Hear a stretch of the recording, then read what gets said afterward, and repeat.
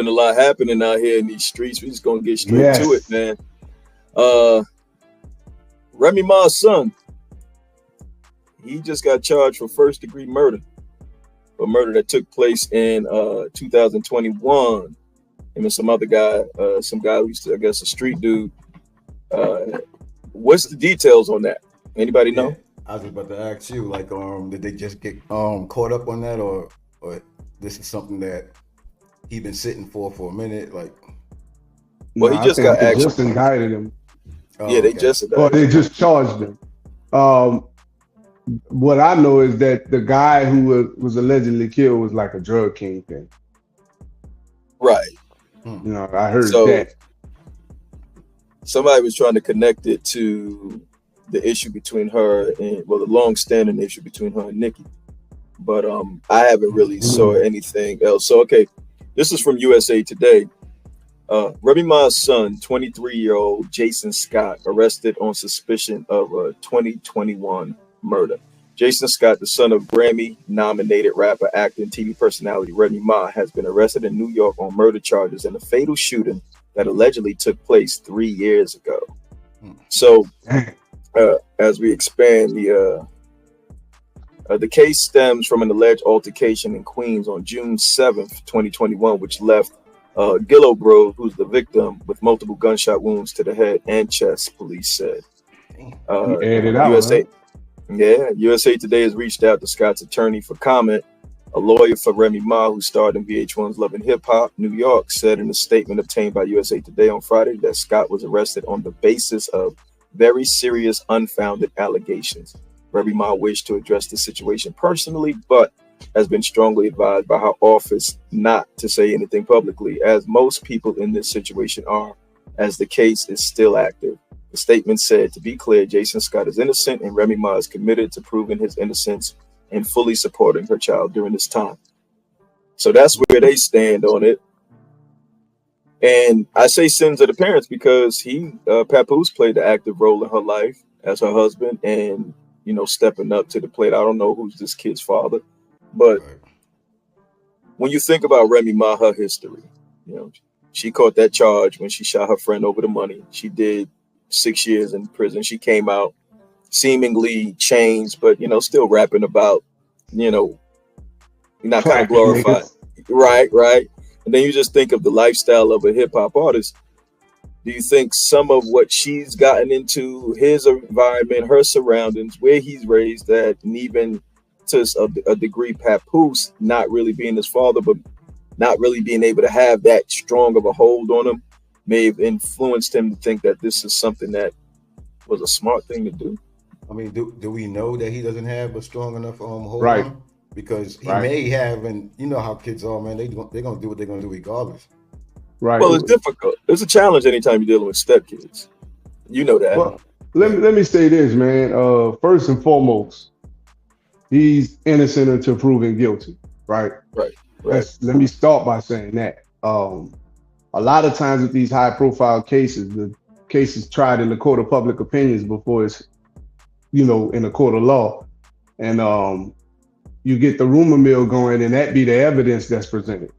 I think in regards to environment that kind of shapes or perpetuates this violent, thuggish imagery or whatever on our people, you got to consider the conditioning. You know what I mean?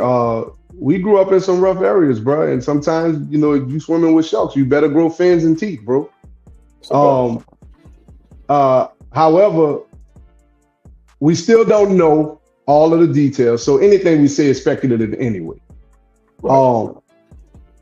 Remy's a hood chick, man, and we know she will bust that gun. So I would imagine in a lot of ways, the energy in the house is probably very, very, you know, you know what I'm saying? A lot of times, I think, I don't know if she's a single mother, so to speak, you know what I mean, or raised him as a single mother or whatnot.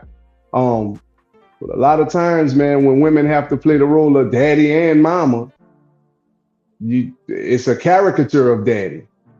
You know what I'm saying? So it's a lot of nuance I always use my daddy in regards to my daddy was a man's man, but he was also affectionate.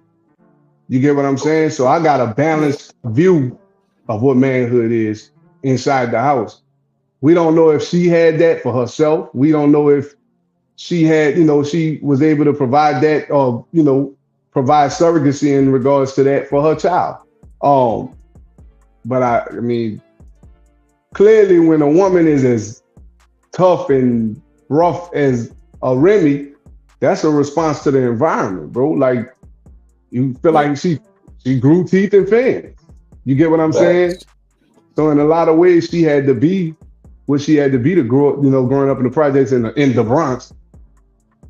Like I've been to New York and I didn't feel unsafe nowhere but the Bronx, bro. When I got off that train in the Bronx, I knew I shouldn't have been there.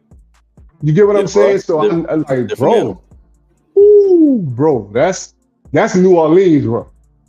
Oh yeah. So Yeah. like, I What do you think, Biko? What do you think of the statement I made regarding like step parents, right? So Papoose was a step parent, and he pressed her to have a child with him.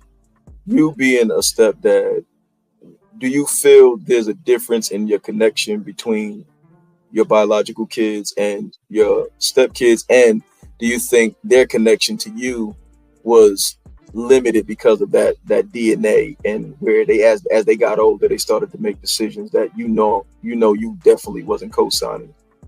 Well, they're all different. So some I feel a little bit distant, but they all check in with me at certain times whenever they're feeling it and hit me with those, man, I really appreciate what you did for me type texts. Like, and it's always out the blue. It's not like Father's Day or Christmas or anything like that. It's just out of the blue whenever they're feeling it. So, I mean, at different points, it felt like I was doing this shit for nothing.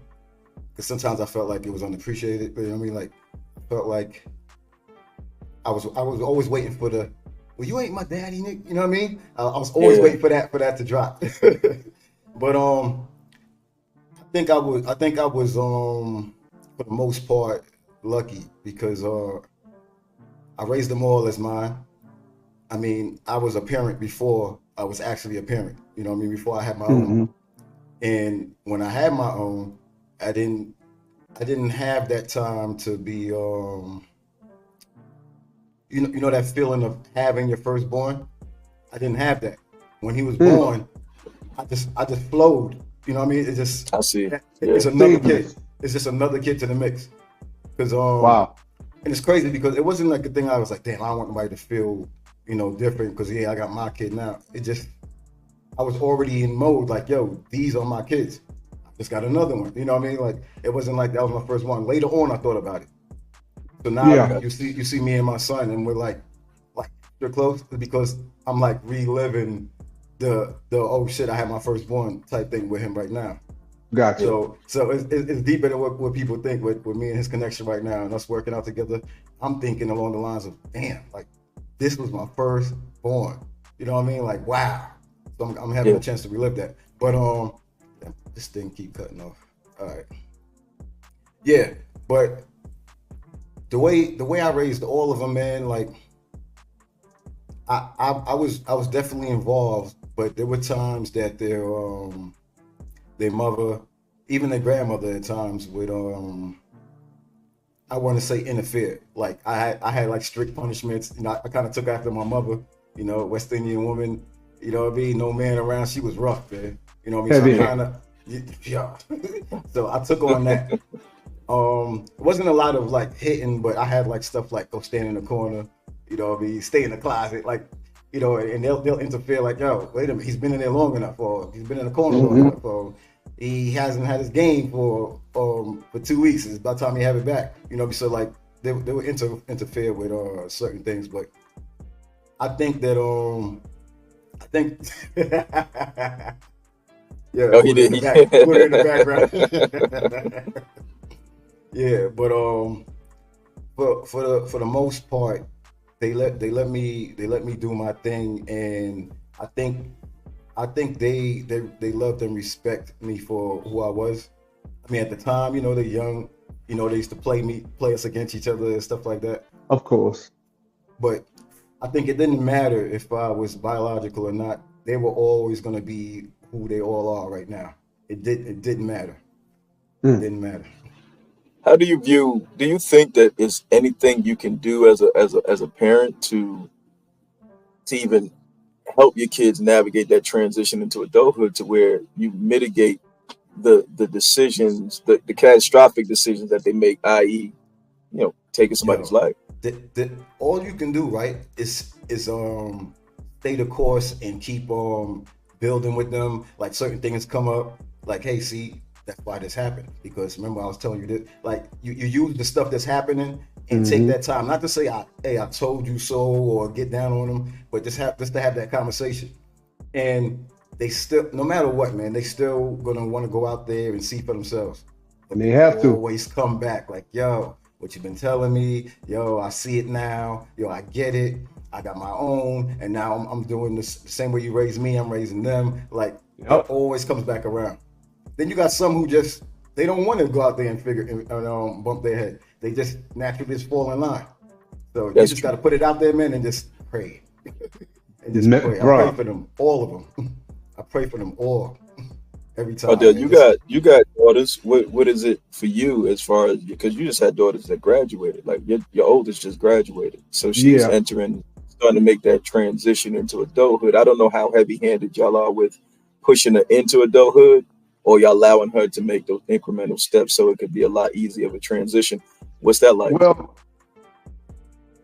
before I answer that, let me say, in regards to the step parent thing, because I had a very, very formative my stepmom had a very big impression on me. Okay, right? you talk about Nice. it. Yeah. My Christian heritage come from her. That's number one, right? The impact she had on my dad affected us, right? She had a very positive impact on my dad. And of course, you know, as a kid, you're immature and naive. So you have that, I wish my parents were still together. You're not my mama. You have that energy, and you say mean things that you really mean it at the time, but you don't understand the depth of it. And you don't understand the depth of what that person is actually being to you. So I want to say respect to you in regards to that, Biko, because my stepmom was absolutely what you were to your kids, to us. Now to go into with my daughter, it's a weird dynamic, man, but it's beautiful because I'm watching her grow, like become a woman. This is the same baby that I watched birth into this world. I watched it. I watched her first breath. You know what I mean? I watched her first diaper being changed. I watched her taste chicken for the first time, right? You know what I'm saying? Like table food. I watched all of these different level ups, and just to see things come full circle. And bro, that adolescence period with her was wild. She's very in touch with her emotion. Okay. Right. So sometimes it could be explosive. Right. And as a person who grew up where I grew up, like, that's not what we finna do. So a lot of times I would squash, you know what I'm saying? Instead of trying to understand. I was, to your point, heavy-handed, but I was parenting them, I'll say, out of ego, and it was tailored to what other people would think. You get what I'm saying? Oh, he got disrespectful kids, or this, that, you know what I mean? And it was always based on that versus based on getting the best out of this human being or pushing this soul towards its purpose. You get what I'm saying? And once I made that internal adjustment, she in turn made the adjustment. It could have just been the natural progression of her maturing. I say that to say today, she just found out she wants to be she wants to own her own pharmacy, not be a pharmacist, but own her own pharmacy. So that's her end game, right? Not well, I guess that's her goal right now. So she just got a job as a pharmacy tech at Sam's. Okay. You know what I'm saying? So watching her chase her dreams and go hard behind it, I have no choice, and it's inspiring me to facilitate that, right? So whatever needs to be done in regards to not making it easy for her, right? Because we don't need it to be easy. We just need it to be possible. We just needed we need to facilitate her being stern and following her path, right? So there's, as a parent who has achieved some things or who's still on the way to achieving some things, you know the hurdles that's coming. So it's just about kind of making her aware of the hurdles, right? Not making the decisions for her, but presenting the options in a way where she can make the decisions for herself. You know what I mean? So I don't know. I know I answered that in a long way, which no. It's now you was perfect with it. You know, me being the father, and I don't have multiple children, I have one, so it's trial and error the entire way. Bro. And the scary part about being a father to my son is he hasn't reached that stage for me where I can trust his decisions. So that's where, when I see stuff like this happening with Remy Ma and her son, it reminds me of where I still need to get my son to, because you know, these decision making, the making of the decisions that they have is like, it's almost like there's no consequences being considered. It's like to take somebody's life, and they still trying to figure out what's the thing behind it. Like they talking about it was hired. So that's a whole different type of diabolical situation. Word? So this is something, that's what the story's coming up. It's definitely capital. But so it shows me that it's not even an emotional decision. This wasn't something where you had problems with somebody and, you know, it came to a head.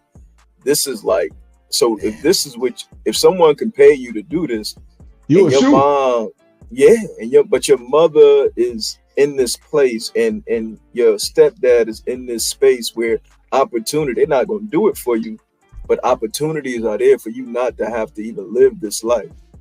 Right. Where was the ball drop? And that's where my son comes in, because I'm like, there's always an influence somewhere when your kids are not around. And although my son, you know, he got a good group of kids, his life as he grows isn't going to end with these kids that he hanging around now. There's going to be college age kids, and he's going to get into it. Like her son was 23. So our children is going to get to those 23s and 25s, and who will they meet that may influence them, that may trigger something in them to then start moving in the path that you really they didn't learn from you.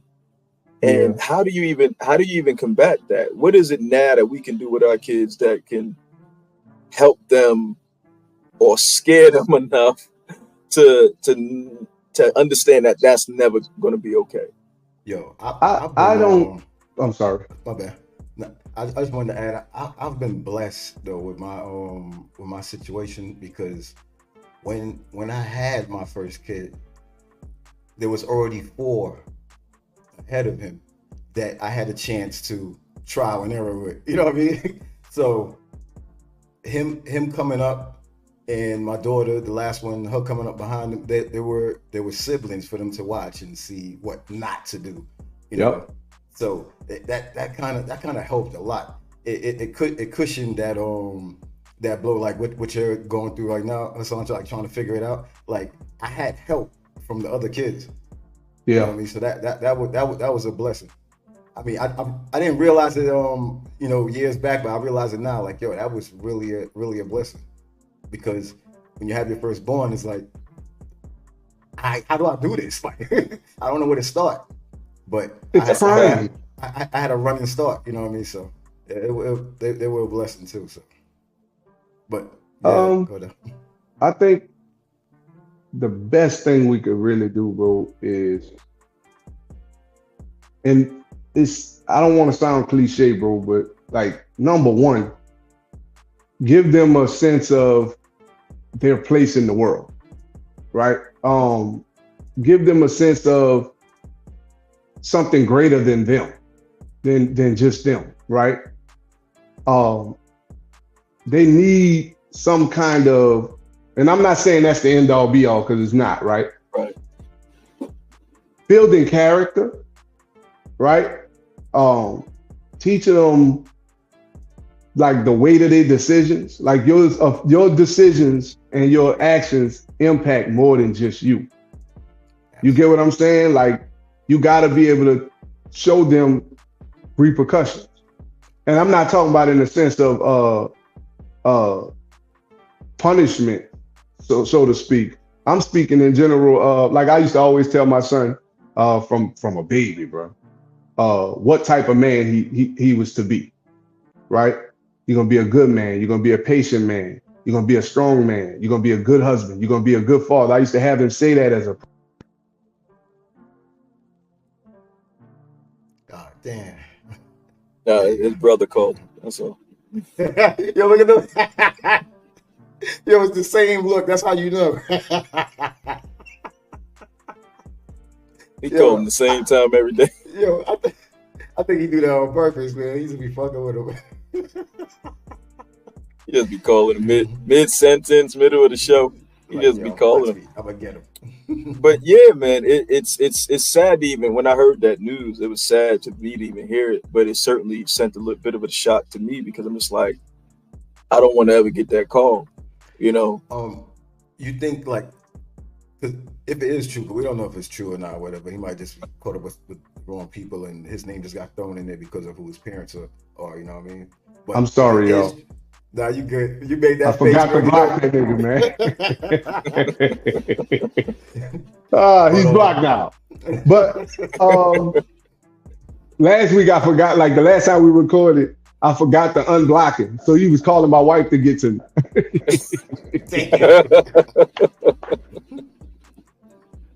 But that's on me.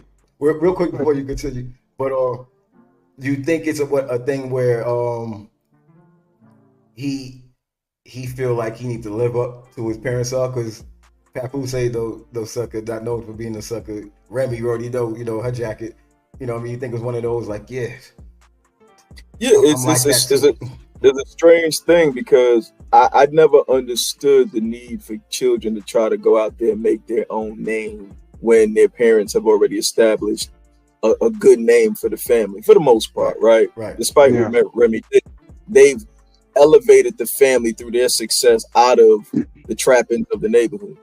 So now you don't have those same traps, but you willingly put yourself into the trap. Right. It's mind-boggling to me. And like, it's so many kids out there who don't have to make the decisions that they make it, yet they still take penitentiary chances. And you just like, what's up with you? Like, you don't have to. You kind of also got to understand the mindset of the person you're talking about, right? And I'm not even pushing right or wrong or good or bad, right? Because the circumstances that produced her was environmental, right?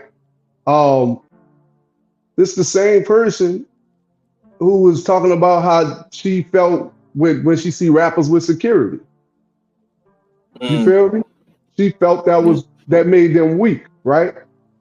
We see that she stood on that because she the one that busted the gun in the situation she was in, right?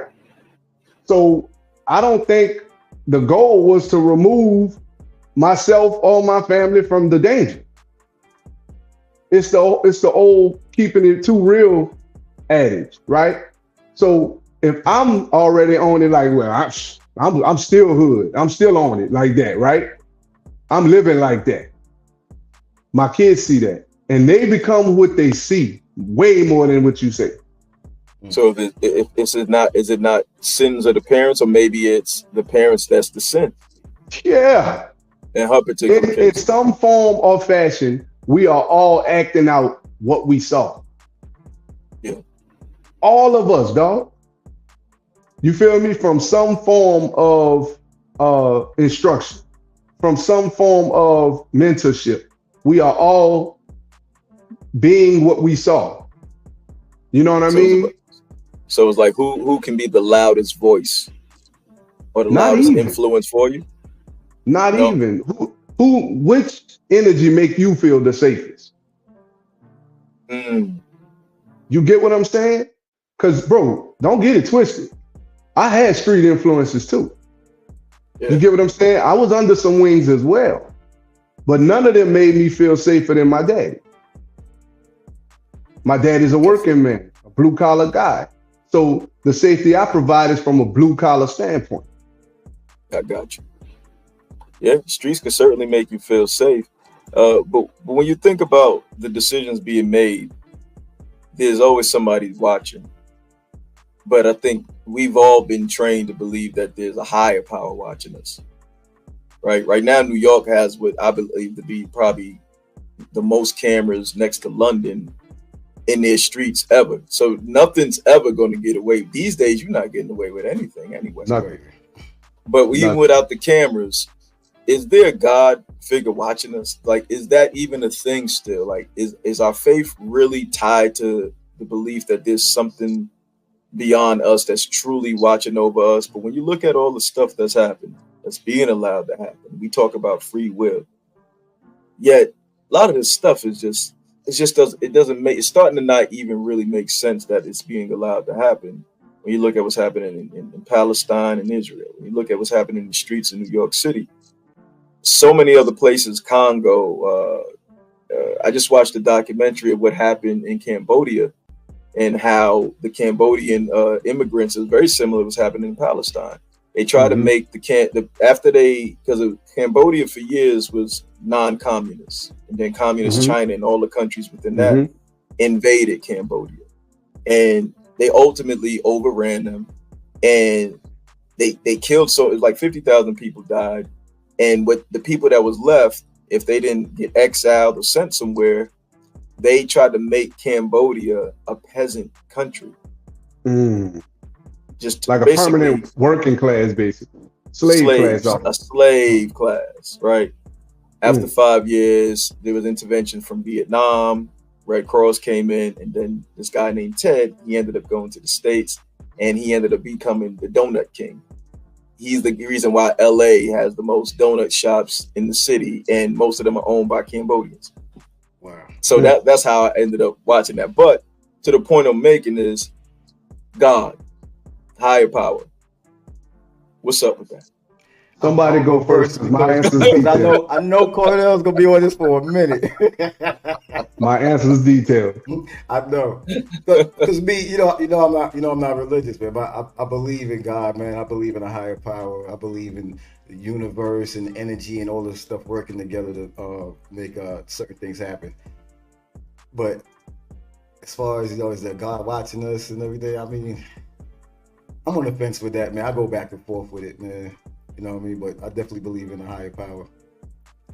Cordell.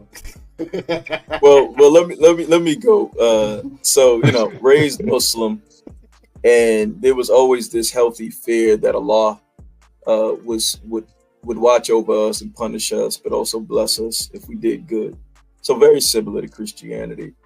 As I got older, I started to study more physics and science and try to connect the dots through more substantial and tangible ways where I can connect the dots a lot better than just having faith, because I see a lot of people with faith going through a lot of struggle, and then the excuse is well, you still got to have goodwill, you got to have willpower, you got to have all of this. Then it's like, all right, so it really is up to me no matter what. So what is this faith in a higher power about if I got to do all of this myself anyway? So I'm not on the fence. I do believe in a higher power, but the higher power that I believe in is the God that's within me.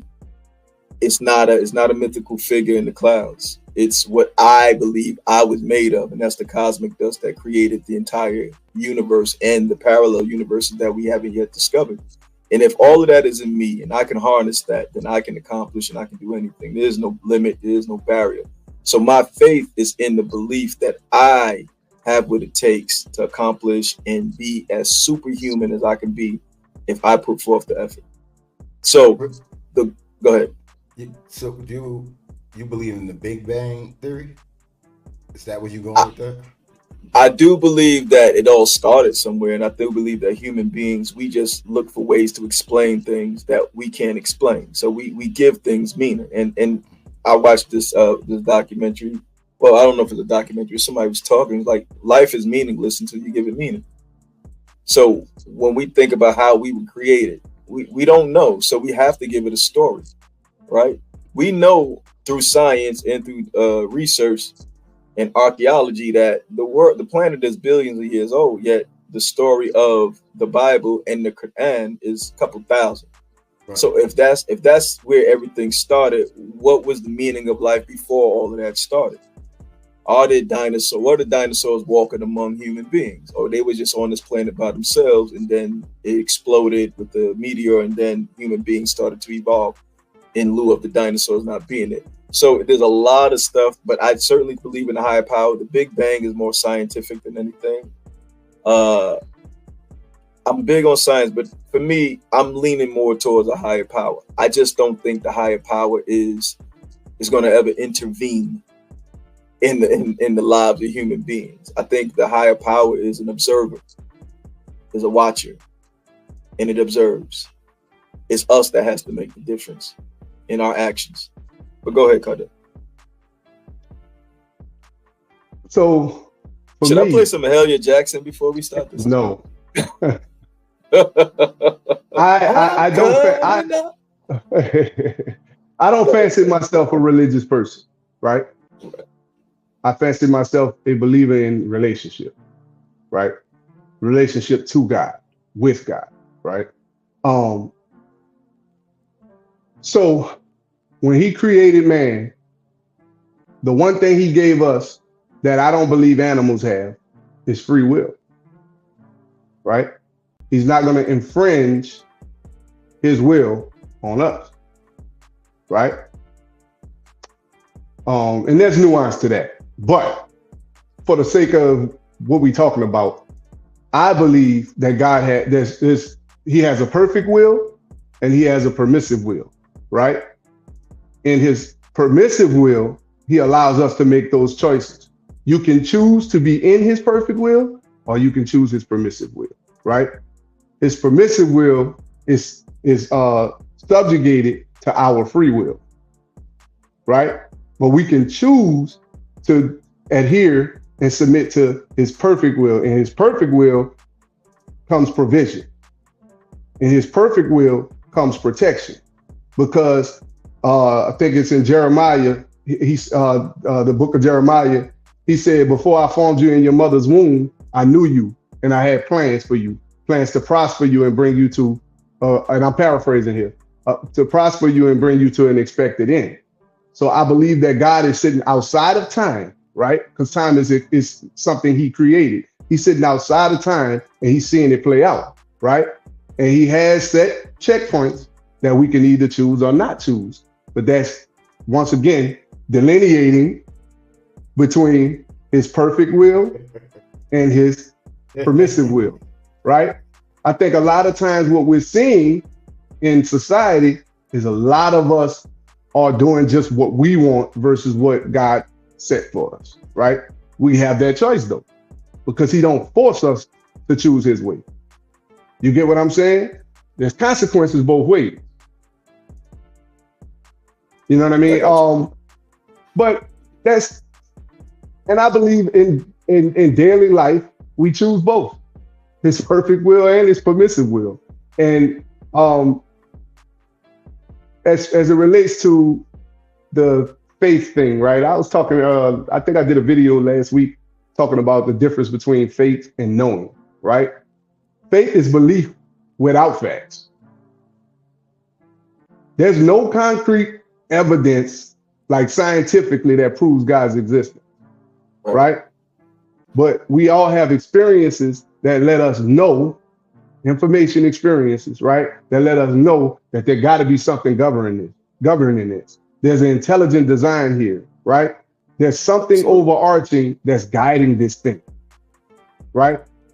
And with that, we move into different hardships and problems with the information from the last hardship or problems, right? That's still not knowing, because this set of problems is totally different from. But we have the faith that if he brought us through the last thing, he'll bring us through this thing. He'll bring us through the next thing. So you adhering to the belief that there is something that's governing this, that's trying to bring you to an expected end. So there's a belief that the universe itself is the living, breathing God, right? And if you just go with the flow of the frequencies of the universe, everything will be made perfect for you. So it sounds like that's kind of what you hear at it. You kind of hinting at as far as an expected end, because this is what I've noticed in my own life. Right. Well, let me clarify that though. Okay, go ahead. I don't believe the universe is God. The reason why I'm saying that is because he created the universe. So to worship the creation instead of worshiping or giving credit to the creator, to me, that's false. That's a fallacy. I don't want to say false. That's a fallacy. And that's why it can't be he's the universe, because he spoke the universe. He created the universe. You get what I'm saying? So he has to be sitting outside of it and not it himself. I understand the perspective. From my perspective, based on my absolutely. I understand the perspective. If I'm outside and I feel the wind blow, I can't see it. I can feel it though. But it's there. It's there though, right? That's God to me. That's God's manifestation. That's why I look at human beings as the physical manifestation of God. We are all one. We're all one and the same. We have different there's different versions of us, different expressions of the same energy, but we all come into this world the same, through the same portal, by way of the same process. And our parents came into this world the same way, and their parents came, and you go all the way back to the beginning of time. So if I know we're all coming into this world the same way, and there's no real deviation from that other than a C-section or something like that, I believe that we're all here for a purpose, but I think the purpose is intertwined. I don't think everybody has their own individual purpose. So when I go back to when I just don't meddle in my life too much, I've saw more things happen for me than against me. Like right now, I'm about to start another my last semester of grad school. I'm traveling all over. I didn't foresee me traveling the way I'm traveling now.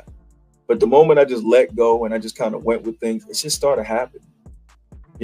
Whether it been financially or just time-wise, I never saw it. And I'm always trying to force it. But once I stopped worrying about it, it just started happening. And I just started responding to it. To me, that's a divine presence to provide me with that level of trust, because I'm not a normally trusting person. So when I go outside, like I said, and I feel that wind, and I think about the universe and how it spins, and I think about the earth and all its magic, all of those are expressions of God. So it's not a matter of worshiping it. I think we get more involved when we start saying there's God outside of the world. I think that's more worshiping than anything, than appreciating what we actually have in front of us. And I think that's the biggest sin. We destroy the planet because we all are anticipating this afterlife that exists with Jesus and Muhammad and all of these people. But we have all of that we want in front of us. We have all the powers in us. Yet we still go to church, we go to masjid, and we like, this is what I'm gonna worship all day. And we look at people in front of us and we act like we can't do the superhuman things that these people we've never met can do. We never met God. There's no proof, as you say, scientifically that he exists, but there's proof that we exist. Yet we don't believe that we could be superhuman. We don't believe that we are the gods that we look for. We are the answers to our questions. So is there a God figure watching us? I believe, like I said earlier, there's an observance of the universe, but the God figure is everything that's around us. I think in regards to us being empowered to be superhuman, right? I definitely agree with that. I think faith activates that, though. You get what I'm saying? I think faith activates us to be able to operate at a higher level, right? We're natural, but then that is supernatural. I believe in the supernatural. I believe God is supernatural, right? So I could understand where you're coming from, not disagreeing. as far as like, I believe that the intelligent design of the world, of the universe, was for it to operate autonomously. You get what I'm saying? I do. I think that's the intelligence of it. So feeling the wind blow is God's creation, right? And I believe he can operate inside of the creation to send signs to people to, you get, as far as guidance, you get what I'm saying? I do believe that. But to deify the waves or the winds, I don't subscribe to that, me personally, right? I do believe that it can be used by God, right, to send whatever signal or sign that he wants to send. I totally believe, I'm totally with you there. But to say that it is God, I don't see it that way. I see him as outside of his creation, watching it play out for a reason. Okay. Some of those reasons we may never know until we know. You get what I'm saying? That's progressive revelation. You get what I'm saying? And yeah, I see where we differ, but I don't think I wouldn't call it a huge difference to that degree. No, I think it's I think the conduit that we're both using is different, but we're kind of ended up in the same space. When I look at Vigo, you wanted to add something to that? No. Yeah. When I think about just the presence of God, and when you say the earth, like I look at the earth as a living, breathing body. Like this, I mean, the moon that influences the waves and the tides, the water that's happening. You look at, and you sit there and you go through a tree. The tree has DNA. Yeah. And parts of that tree shares DNA with us. And parts of that grass shares DNA with us. So when you look at all the living organisms, we all have this unique DNA structure, yet we can go to the root of the history of that DNA and still find resemblances, similarities in all living things. That's that cosmic dust. That's what you're saying is confirming creationism.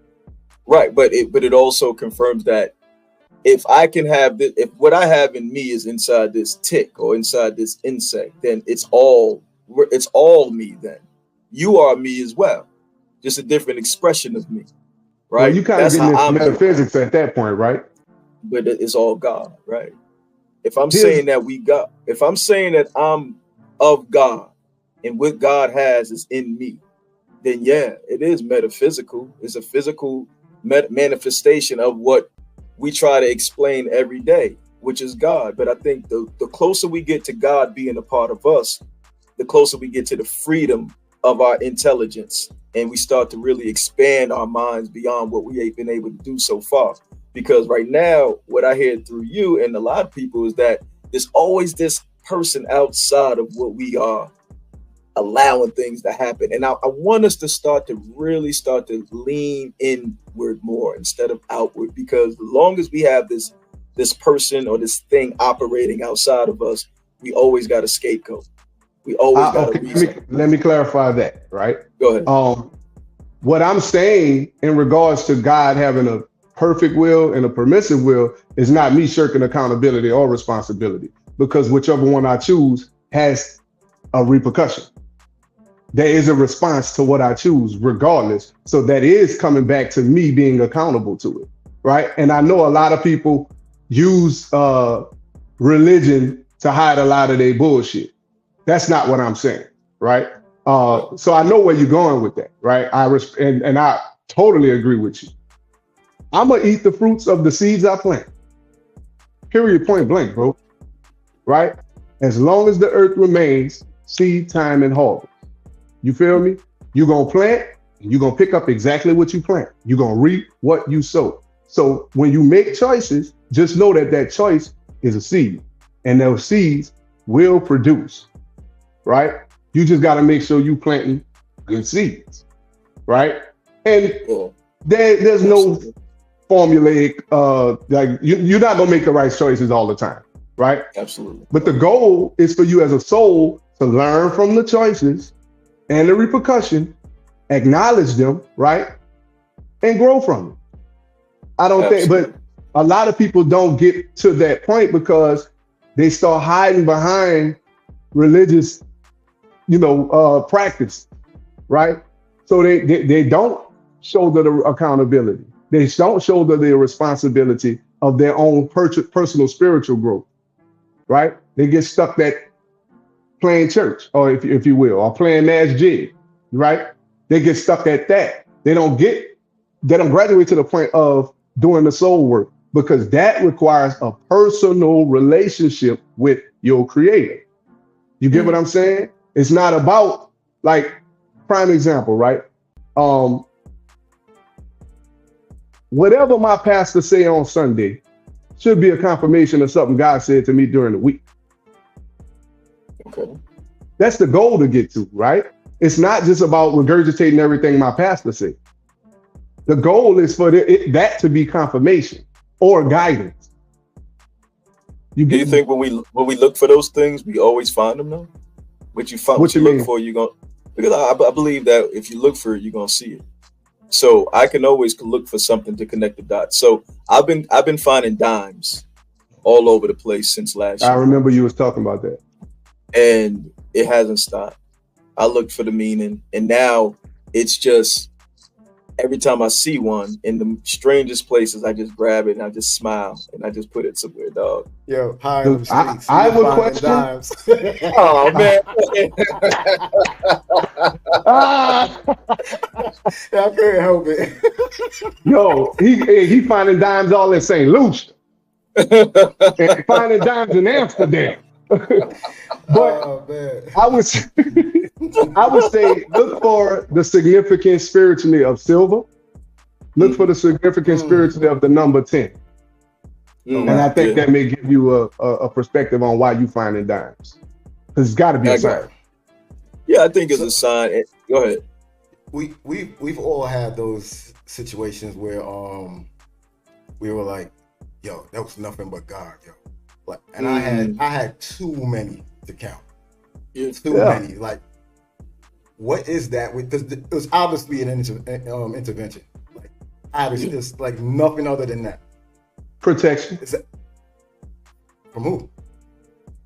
From God. Somebody, like, I believe what the Bible says, and I believe it. The effectual, fervent prayer of the righteous availeth much, which means the honest, intentional prayer of a righteous person makes much available, right? Maybe somebody's praying a covering over you, right? I pray that this podcast go through the roof. You get what I'm saying? I believe that my prayers have power. You get what I'm saying? So in that regard, when you don't know who's praying for you, bro. Right. And a lot of that is God responding to those prayers. You know what I mean? That's what I believe. You know, if would you ever make a decision, or have you ever put God on trial, even in just momentarily? And what kind of questions come about? Go ahead. What you mean? Like in your solitude, you facing some hardships, you facing some confusion, and you know you've been good. You know you've been righteous. You've been everything that you would think you're supposed to be as a human being. You've taken your losses in stride. You were humble with your wins. You didn't throw it in anybody's face. Yet when the tough times come, it's almost like they start piling on in a way that you just start questioning things. And then you just sit in solitude with yourself and you start putting God on trial. Like, yo, I did this. Where was you at this time when this happened? I'm going to touch on this briefly. I don't really feel like getting too far into it. Yeah, just briefly. You think Diddy touched on them briefly? Briefly. Diddy was touching on the briefs. Thinking about it, I'm getting kind of a little emotional. But okay. So much so that I got to the point where I questioned wanting to live. You know what I mean? I got to that place. Real dark. And I don't know how I got out of it. Well, I know fitness and all that is what kept me out of it. Can't even remember where did it turn, where that thought went away and I started like loving life again. But yeah, definitely had God on trial.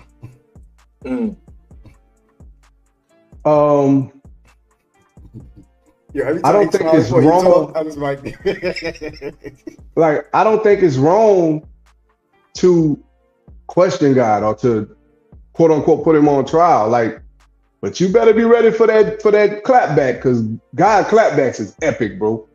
And he really hold the mirror in front of you. You feel me? Like, in my head, God's voice is just like mine. The way I talk to people, the way I handle things, that's how God be handling me. Like, God hit me with like, say, bro, you know you was wrong, right? Like, bro, you tripped. Like, now why would you do it? You feel me? Like, explain to me what you was thinking when you did that. That's how God talked to me, like a father. You feel me? But as far as like, I don't know if I ever questioned God. But I definitely didn't like some things that he did. Operated in open rebellion, or just falling back from certain things. But he always find a way to bring me back to it. And in regards to hardships, like, we gotta understand, bro, like, life is peaks and valleys, dog. You're gonna have mountaintop moments and you're gonna have valleys, right? But remember, when you headed downhill, that momentum should bring you back up. You get what I'm saying? It's just, you got to understand the purpose of the mountain and understand the purpose of the valley, because it's all about learning how to, I think it was the Apostle Paul that said he learned how to be abased and abound. He learned how to have and how to not have. You get what I'm saying? And to be content in his place, and to be content in and knowing that even when it's not working out, sometimes you're still on the right path. You feel me? Just because something not popping off, maybe you're not ready. You get what I'm saying? Prime example, right? Cardell at 21. Boy, ain't no way you could tell me that I wasn't the best at singing, best at rapping. No way you was gonna tell me that I was not ready to compete on the world stage, right? Talent-wise, I might have been, but character-wise, I wasn't. And if I would have been blessed with it at that point, I would have squandered it, right? If I would have been blessed with it at that point, then who's to say I would have lived to fulfill my destiny or my duty? You get what I'm saying? So for me, hard times, bro, it's always a lesson in it. Sometimes the lesson ain't for you. Sometimes the lesson is to the people you connected with. Sometimes you go through so God could get the glory to show somebody else what he's capable of. You get what I'm saying? That's what I believe. I kind of understand that part. God to me is like a friend. And when I converse with God, the spirit that I believe is God, like I said, I talk to myself, dog. And the first thing I always say when it's something that's troubling me, like, yo, what the fuck is that about, dog? Like, that's the question. Yo, what's that about? Right. Dog? What's going on with you? And I look in the mirror often. Yo, what's up? What you doing? You know what we got to do, though, right? It's this pep talk I have to give myself. And for me, that's where God manifests the most, is when I'm talking to myself and I'm giving myself that pep talk, and I'm questioning my decisions, I'm questioning my responses to things, and I'm also encouraging me to, you got it, just keep pushing. This line right here that I'm about to recite, it plays in my head for the last 20 plus years. And it's the motivation that I use whenever I feel like things aren't going the way. Here's a message to the newborns waiting to breathe. If you believe, then you can achieve. Just look at me. Against all odds, the life is hard. We carry on. Living in the projects, broke with no lights on. To all them seeds that follow me, protect your essence. Born with less, but you still precious. Yeah. Like, I tell myself that all the time. You still precious, dog. Just keep on doing your thing. So when I talk about hardships, I'm not even talking about just money-wise. I'm talking about when people pass, when people die, man. When people die, man, you're just like, what the fuck? Like, this don't make no sense. young kids, you know, and you watch all this stuff they be trying to make you watch on Instagram with all these kids dying in the Middle East, and it's just like, I got to turn it off because I can't. Yeah, that's not even normal to see that, and you wonder why these GIs in Vietnam and these coming back crazy, coming crazy because they seeing stuff you're not supposed to see. But it's seeing that makes you question God, right? And that's where I put God on trial, because now I'm like, I don't have a direct connection to what's going on out there. I can't stop that directly. I know I have control of my life, but those lives right there, where's the intervention for that? Yeah. And how long is that's going to have to go before we see what the blessing of the lesson was? And it's been going on for over 100 years, and it just keeps escalating to this next level. And it's like, at some point, show us that this is wrong, and in a collective voice, condemn it and get rid of it. And we haven't seen that yet. And that's the part where go ahead. When you was talking about how God relates to you, it made me think of me and my wife was talking one time, and we was talking about, you know, we believe in the triunity of God, the Holy Trinity, if you will, right? It's three different aspects, but it's one being, right? And each aspect has its own operation, right? You got the daddy, you got the big homie, and you got the best friend, right? God is the father, Jesus is the big homie, the Holy Ghost is the best friend, right? All three of those could be speaking at different points. And you like the more you grow in relationship to God, the more you understand the tone of which aspect of God is speaking. That's from, you know, my belief system. You know, the best friend gonna talk to you on your level. That's the Holy Spirit, right? The big homie is the example. That's Jesus.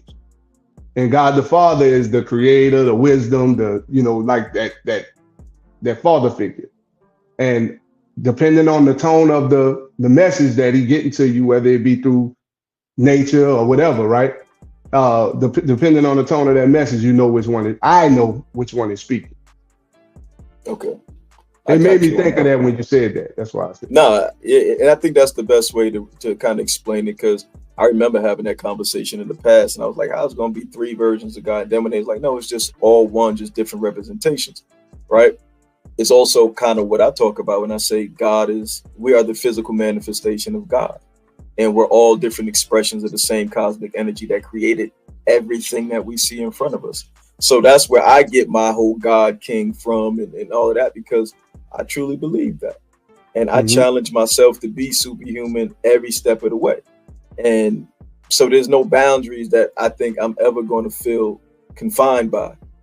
As long as my imagination is still running the way it's running, and I got the ideas, it's going to keep on manifesting these different outcomes for me.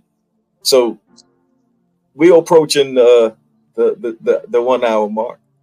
We can talk about this forever. We really could. I really enjoyed this conversation, bro. So did I, man. I think we could put a button on it right now, just temporarily. Any parting words from anybody? I just want to say, shout out to the step parents, bro. And I typically don't use that verbiage because I don't call my stepmom. I call her Mom Dukes. I call my mama, right? I just want to say shout out to the people that step up to the plate like that. Because it's really a thankless job. You know what I mean?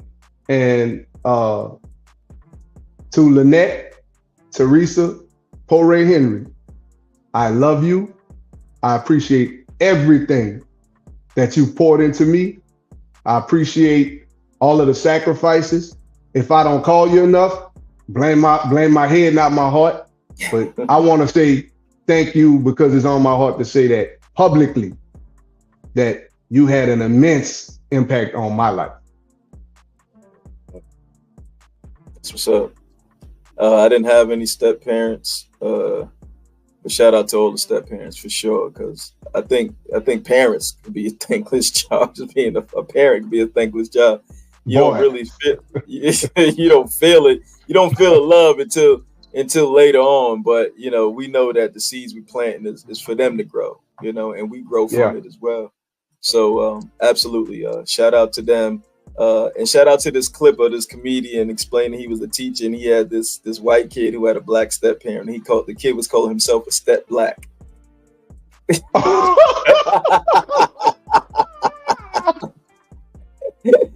And he had an issue with the other kid, and the kid was he looked at the black teacher like, "You gonna let him talk about our people like this?" Yeah, that's funny, man. You gotta come with the juvenile on there. March nigga, step nigga, March nigga, step nigga. I'm gonna have to send that to y'all so y'all can laugh about that, man. That's hilarious, bro. On another note, I'm gonna be recording tonight, so I might have something for y'all. Hey, don't tell me I don't want the dragon. I want two. I'm recording tonight, so I might have something for y'all to listen and all of a sudden that joint, I was like, oh, so you rapping. Okay, I see what's going on here. Yeah, he was in his common bag. I was like, oh here we go. Yeah. I get that all the time, though, honestly. And I told you that. Yeah, you did. You wasn't the first one to tell me that, though.